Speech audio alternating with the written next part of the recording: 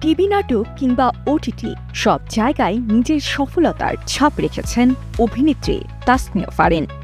এবার শোনা যাচ্ছে তিনি নাকি হচ্ছেন প্রযোজক। সম্প্রতি বিষয়টি নিয়ে ফেসবুক পেজে একটি ছবি পোস্ট করে ফারিন লিখেছিলেন, আমি যদি প্রোডাকশন হাউস খুলি তাহলে এর নাম কি দেওয়া উচিত?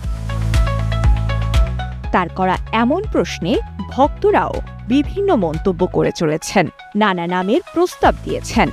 কিছু প্রস্তাবে সাড়া দিয়ে মন্তব্য করেছেন ফারিন নিজেই। তবে জানা যায় এবছরের শেষ দিকে শুরু হতে পারে তার নতুন প্রতিষ্ঠানের কাজ। প্রথম কাজ হিসেবে প্রকাশ পাবে তার গাওয়া একটি নতুন গানের মিউজিক ভিডিও, যার সুর ও সঙ্গীত আয়োজন করেছেন ইমরান মাহমুদুল। একদিকে ইনসাফ মুভির পর এখন পর্যন্ত নতুন কোনো কাজের খবর পাওয়া যায়নি ফারিনের থেকে, তবে শীঘ্রই দর্শকদের সুসংবাদ দেবেন বলেও ইঙ্গিত দিয়েছেন এই অভিনেত্রী। সাজিয়া ইসলাম, কালের কণ্ঠ।